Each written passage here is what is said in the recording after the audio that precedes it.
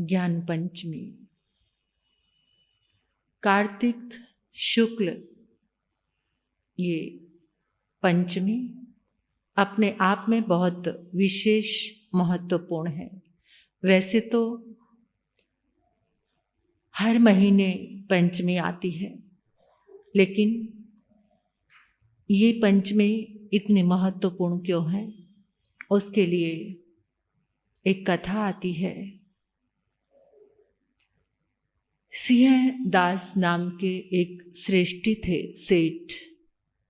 उनके यहाँ पर एक पुत्री का जन्म होता है। पुत्री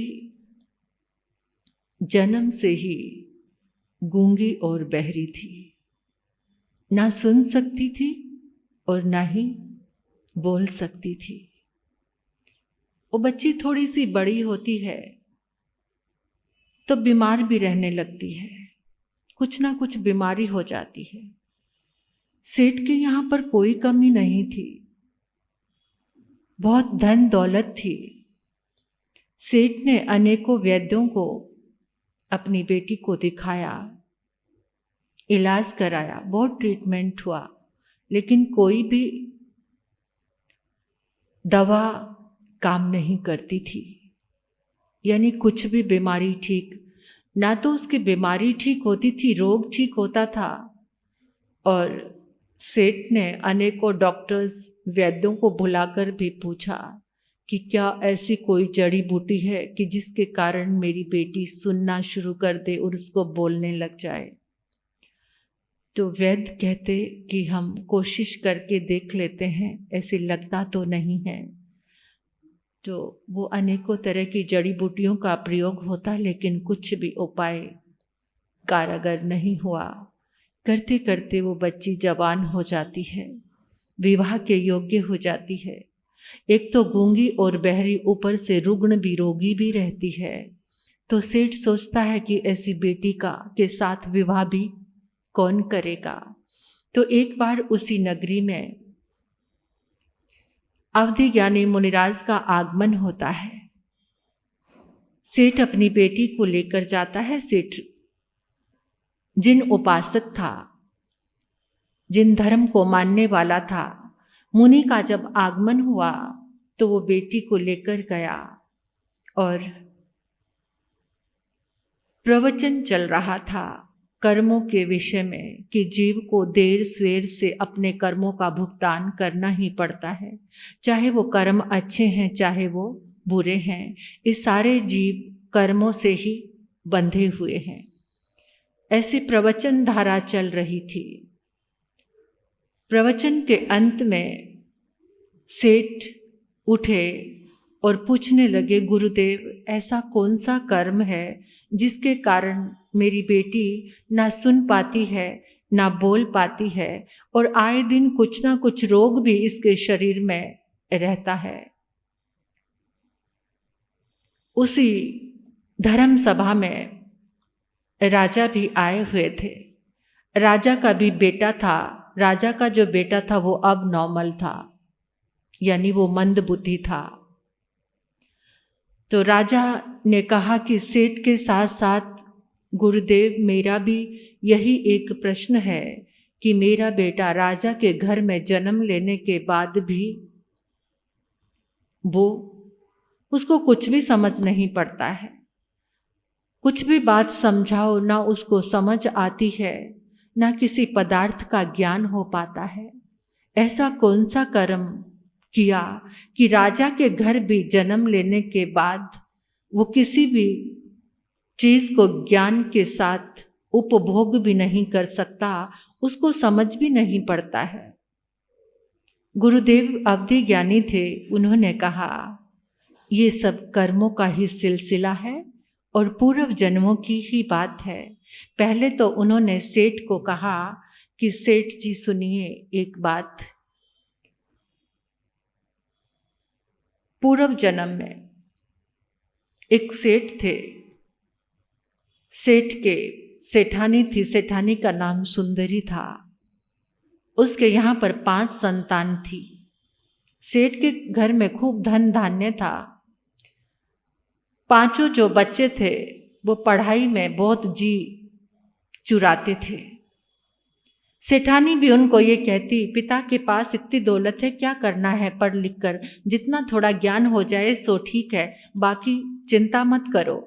यानी बच्चों को कभी भी वो आगे पढ़ाने के लिए बल्कि धन की ओर बताती रहती थी कि तेरे पिता के पास बहुत धन है, बहुत धन है, क्या करना है, जैसा जितना पिता बोल रहे हैं थोड़ा बहुत पढ़ लेना, ऐसा।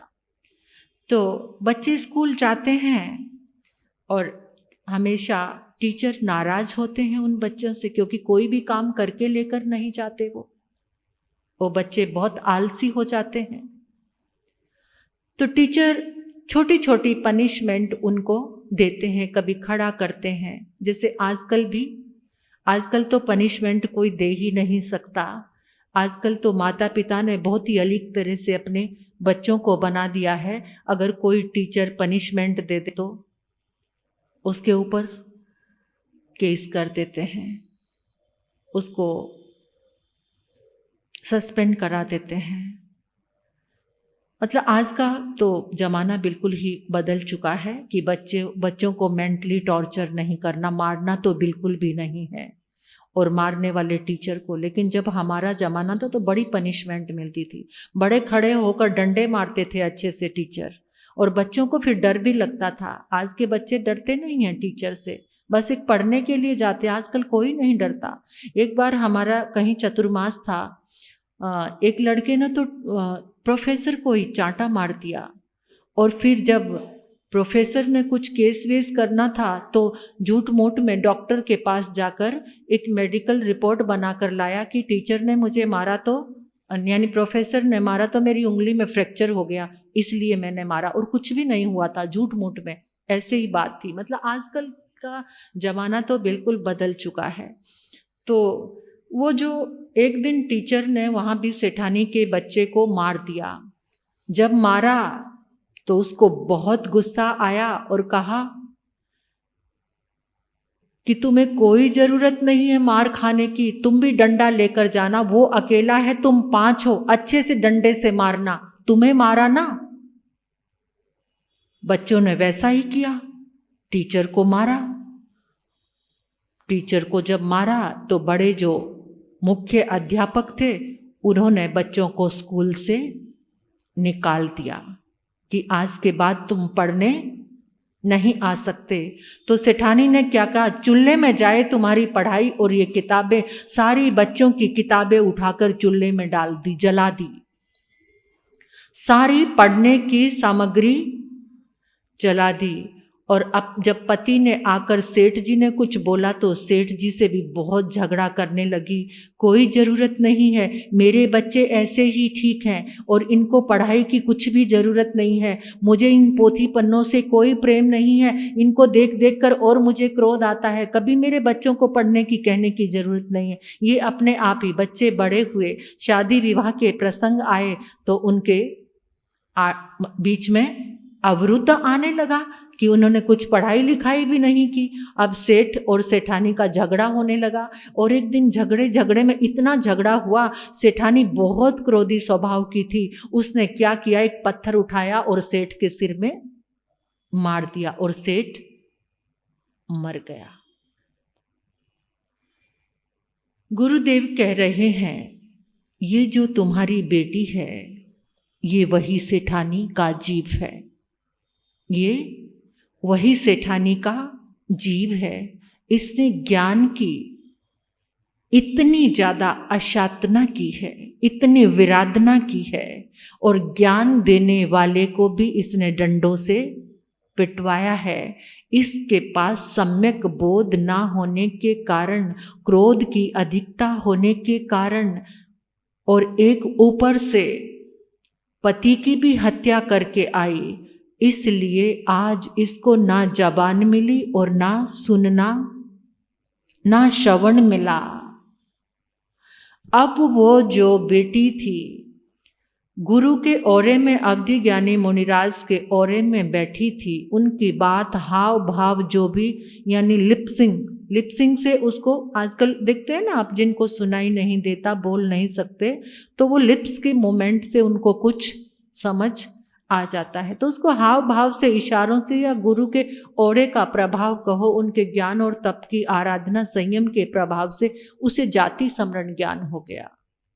और जाति स्मरण ज्ञान हुआ तो उसके आंखों से अश्रु धारा बह रही है, रो रही है बहुत जोर जोर से। तो सेठ ने पूछा कि गुरुदेव, क्या उस जो इसने ज्ञानावरणीय कर्म को बांधा, क्या उसका कुछ निदान है? अभी राजा ने हाथ जोड़कर कहा कि गुरुदेव, मेरी भी समस्या का समाधान कीजिए। तो मेरा जो राजपुत्र युवराज ये मंद बुद्धि क्यों है, क्या कर्म किया इसने? गुरुदेव ने कहा कि पूर्व जन्म में राजा के 2 पुत्र थे, वसुदेव और वसुसा।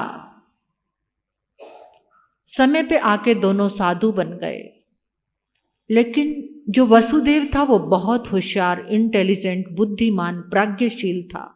उसने बहुत ज्ञान अर्जन किया और बहुत ज्ञान अर्जन करते हुए वो छोटे छोटे साधुओं को पढ़ाने लगा। 100 साधुओं को इकट्ठे समय ज्ञान दान देता था। और जो वसुसा था वो तो आहार लाया, खाया, आलसी की तरह सो गया, बस कोई काम नहीं था, बस छोटी छोटी जीवन की बातें कर लेता था। सुबह शाम प्रतिक्रमण कर लिया, ये हो गया, बस आहार पानी लाया और भोजन किया और सो गया, महा आलसी था। एक दिन वसुदेव को, जो ज्ञानी मुनिराज था, उसको आकर एक छोटे संत ने विनय से जगाया, विनय भाव से, कि मेरे को ज्ञान आराधना चितारते हुए ये लाइन समझ नहीं आ रही, और ये लाइन समझ नहीं आ रही, बार बार बेचैनी बढ़ती जा रही है। क्या मेरी मंदता शुरू हो गई है? ज्ञान की मुझे क्या हो गया है? मेरा मार्गदर्शन करो। आपने कहा था कि मैं every time, all time available हूँ, क्या उपलब्ध हूँ, कभी भी मेरे पास आकर सीख लो। तो मेरी उसी भाव से मैंने ये रात्रि का भी क्या उपयोग नहीं किया, इसलिए मैं आपके चरणों में आ गया। क्या आप मेरी जिज्ञासा को शांत करेंगे? जैसे ही वसुदेव उठे, उनको बहुत क्रोध आया, इतना क्रोध आ गया और सोचने लगे, एक ज्ञान किस काम का है जो मुझे रात्रि में सोने भी नहीं देते। इससे अच्छा मैं भी वसुसा जैसा ही होता, मैं भी उसके जैसा अज्ञानी होता, आराम से सोया तो होता। अब तक जो ज्ञान आराधना में प्रज्ञा चल रही थी, एकदम विपरीत हो गई। आज के बाद मैं किसी भी आगम को हाथ नहीं लगाऊंगा, आज के बाद मैं किसी को भी पढ़ाऊंगा नहीं। चीख कर कहने लगे, निकल जाओ यहाँ से, अब मेरे पास अब कोई पढ़ने के लिए आने की जरूरत नहीं। मैंने बेकार में ही, मैं ही मूर्ख था जो मैंने इतना ज्ञान अर्जन कर लिया। मैं भी ऐसे, अगर मुझे कुछ नहीं आता, आराम से सोता, आराम से लेटता, कम से कम मैं भी ऐसा करता तो ऐसे तो ना होता कम से कम। इतनी उसने ज्ञान की अशातना कर दी और उसी दिन से सब कुछ पढ़ना, लिखना, पढ़ाना छोड़ दिया। आगमों को, धर्म ग्रंथों को भी अपने आप से दूर कर दिया। तो राजन, ये तुम्हारा पुत्र कोई और नहीं, वही वसुदेव जो मुनि था वही है। और उस ज्ञान की विराधना, अशातना से इसकी ये बुद्धि की मंदता हो गई है, क्योंकि इतनी जो प्रज्ञा मिली थी, उस प्रज्ञा से ही इसने ज्ञान की इतनी अशातना कर दी। इसलिए तो गुरुदेव, कोई तो ऐसा उपाय होगा कि जिसके कारण ये ज्ञान की जो अंतराय बांधी है, जो ज्ञानावरणीय कर्म का उदय काल चल रहा है, उसका क्षय कैसे होगा? मुनिराज कहने लगे, राजन, शुक्ल पक्ष की, कार्तिक शुक्ल पक्ष की पंचमी को अगर इनको उपवास कराया जाए, ज्ञान की आराधना कराई जाए, ऐसे 65 उपवास आते हैं, यानी 5 महीने कुछ हफ्ते की आराधना आती है।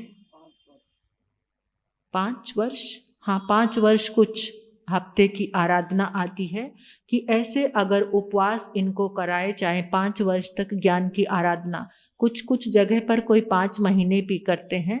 तो अगर इस आराधना को हर जैसी जिसकी साता हो, एकाशना करें, आयम्बिल करें, उपवास करें, अगर चौबिहारी उपवास कोई करता है तो बहुत अच्छा है।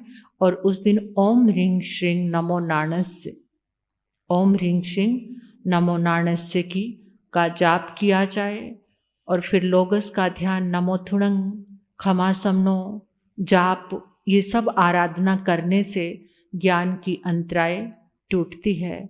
तो ये ज्ञान पंचमी और भी माध्यम हैं, जैसे किसी से तप नहीं होता है तो कम से कम वो विद्या के आज से एक खाता अलग से शुरू कर लो आप, और कुछ नहीं कर सकते, जितना भी आपसे बन पड़े। ये ज्ञानावर्णीय कर्म बहुत भयंकर है, ये बुद्धि की मंदता देता है, बुद्धि मंद होती जाती है। जन्मों जन्मों की यात्रा में आज क्षण तक हमने ज्ञानी की, ज्ञान की किसी के बीच में भी कोई अंतराय डाली है या अभिनय अशातना की है तो उसकी आलोचना करना रात्रि होने से पहले ही, संध्या के समय बैठकर उसकी आलोचना करना कि मैंने कभी भी किसी के ज्ञान में अंतराय डाली है, पंच प्रमेष्टि की अशातना की है, किसी ज्ञानी की अशातना की है, किसी आगम की, जैसे उठा के किताब को नीचे रख देते हैं, बहुत अशातना लगती है।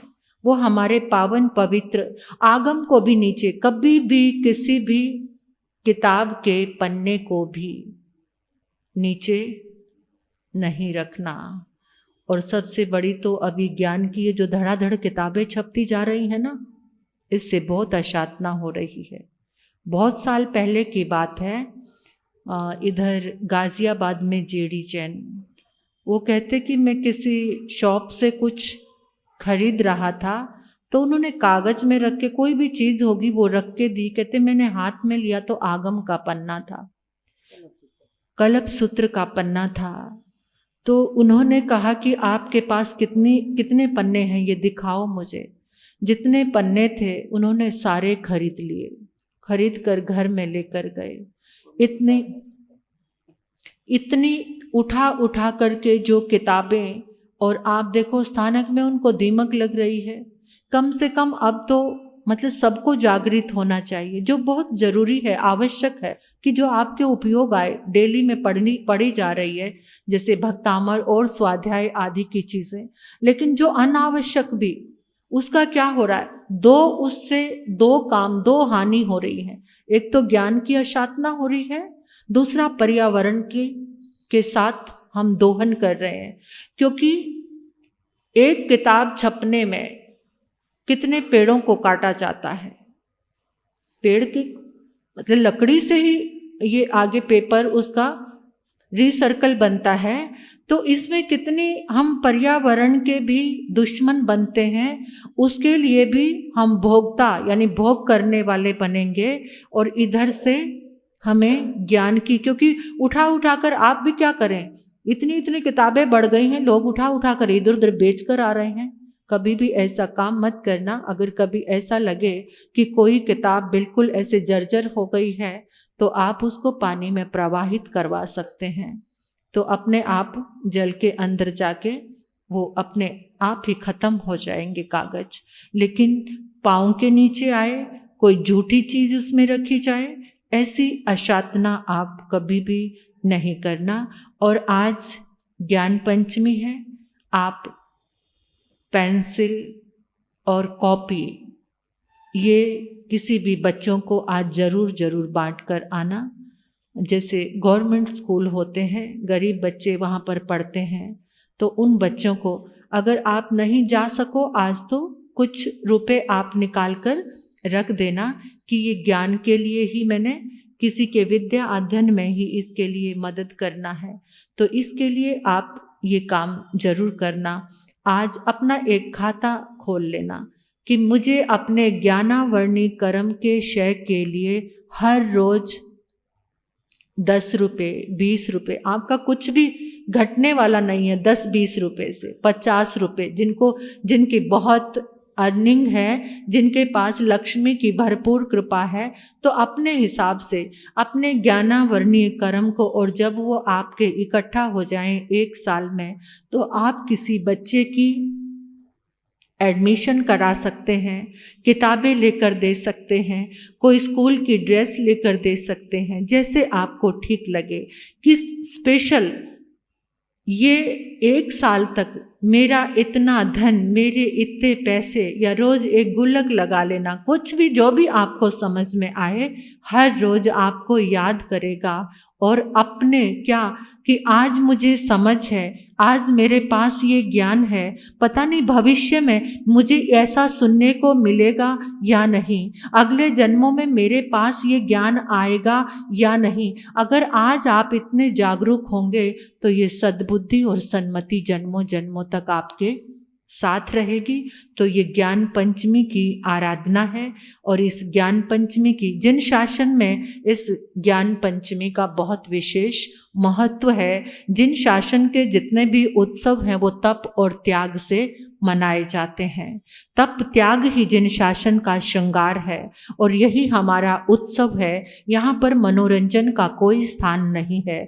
मनोरंजन शरीर के होते हैं, आत्मा के तो उत्सव तप और त्याग के होते हैं। तो हमारे जिन शासन में जितने भी उत्सव आते हैं वो आत्मा के उत्सव होते हैं, आत्मा के कल्याण के होते हैं, और उसमें ये शरीर के मनोरंजन की कोई भी आवश्यकता नहीं है। जब आत्मा का रंजन होता है तो ये शरीर आपको बहुत अच्छा मिलता है, आपको सद्बुद्धि मिलती है, आँख नाक कान मुंह अच्छे मिलते हैं, वाणी मिलती है, श्रवण मिलता है, और आपको दृष्टि मिलती है। ये इतनी सारी, और शरीर आपका अच्छा मिलता है, निरोग।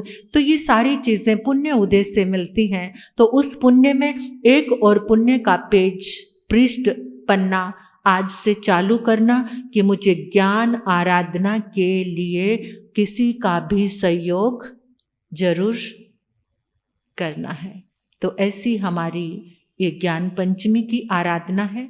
जिनसे कुछ नहीं होता तो दिन भर में नमो नानस का जाप जरूर करना, और जो जो भी याद आए कि कब कब मुझसे कोई ज्ञान की ज्ञानी की, स्वाध्याय की, गुरु भगवंत की, आचार्य उपाध्याय की, अरिहंत सिद्ध भगवान की कोई भी अभिनय जानबूझकर हुई है या अनजाने में हुई है या किसी के प्रभाव में हुई है, आज के दिन बार बार क्षमा मांगना और अपने परमात्मा से प्रार्थना करना कि मैंने जो भी ज्ञानावरणी कर्म का बंद करने में जो भी कुछ किया है, आज मैं अपनी आत्मा की साक्षी से उसकी आलोचना करता हूँ।